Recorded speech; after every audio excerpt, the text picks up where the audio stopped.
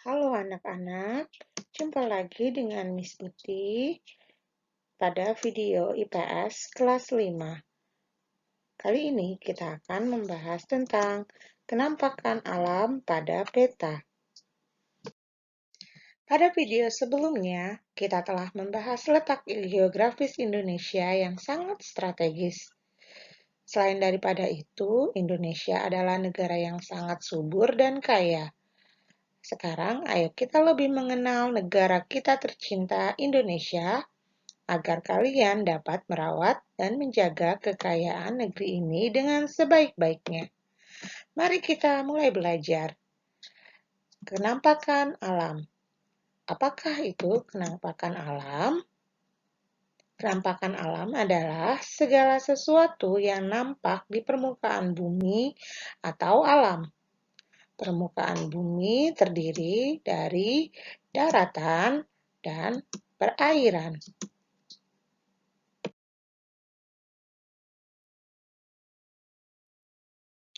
Bagian daratan.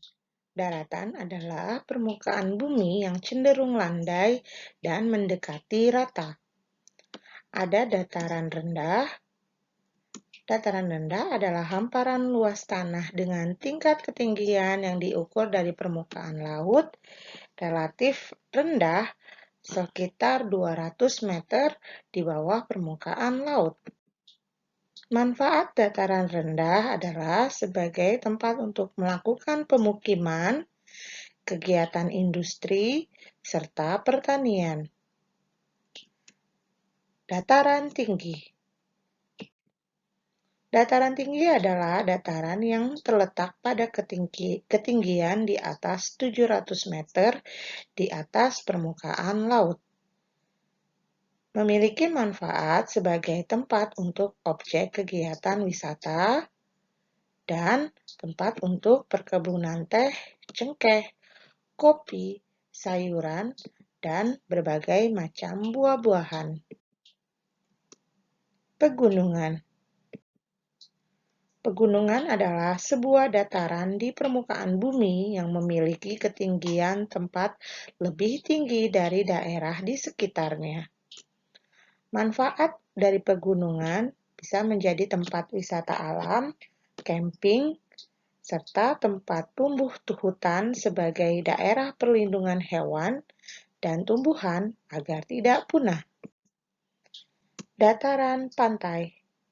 Dataran pantai adalah dataran yang letaknya dekat ke laut dengan ketinggian kurang dari 200 meter di atas permukaan laut. Manfaat dari dataran pantai sebagai tempat mata pencaharian beberapa keragaman hayati dan sebagai tempat pariwisata.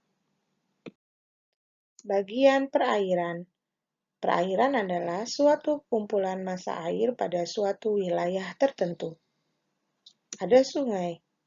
Sungai adalah aliran air yang besar dan memanjang yang mengalir secara terus-menerus dari hulu menuju hilir.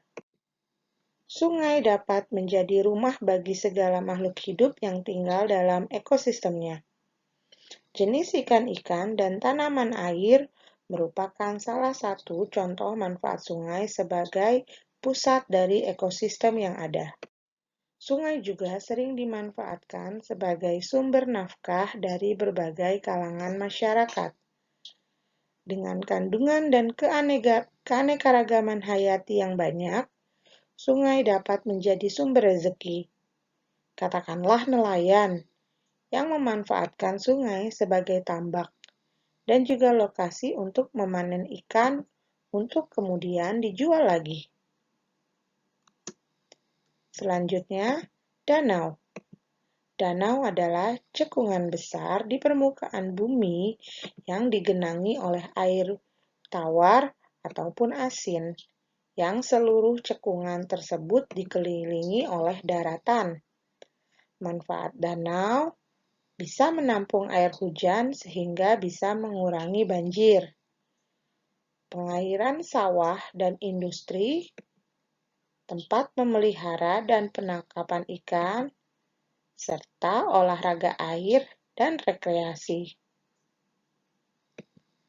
Selanjutnya adalah selat. Selat adalah penghubung antara satu pulau dengan pulau lainnya atau bahkan dengan negara lain. Peran penting dari selat yaitu sebagai jalur transportasi. Teluk. Teluk adalah tubuh perairan yang menjorok ke daratan dan dibatasi oleh daratan pada ketiga sisinya. Oleh karena letaknya yang strategis, teluk banyak dimanfaatkan sebagai pelabuhan. Laut. Laut adalah sebuah perairan asin besar yang dikelilingi secara menyeluruh atau sebagian oleh daratan. Kedalamannya mencapai 1.000 meter atau lebih.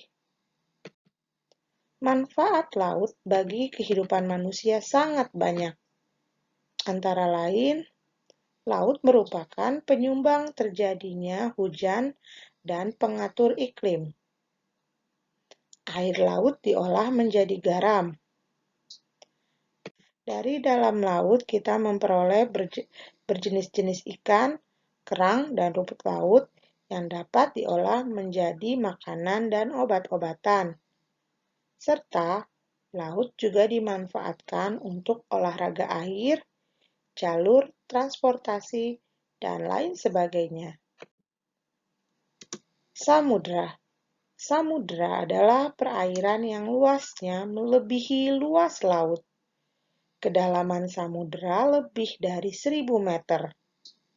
Manfaat samudra, tempat hidup hewan laut dalam jumlah besar, memiliki banyak barang tambang, dan jalur transportasi internasional.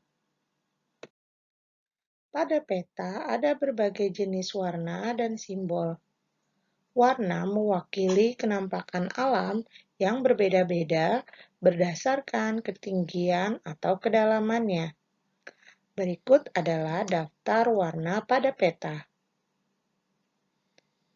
Simbol peta adalah tanda atau gambar yang mewakili kenampakan yang ada di permukaan bumi yang terdapat pada peta. Berikut adalah contoh jenis-jenis simbol pada peta.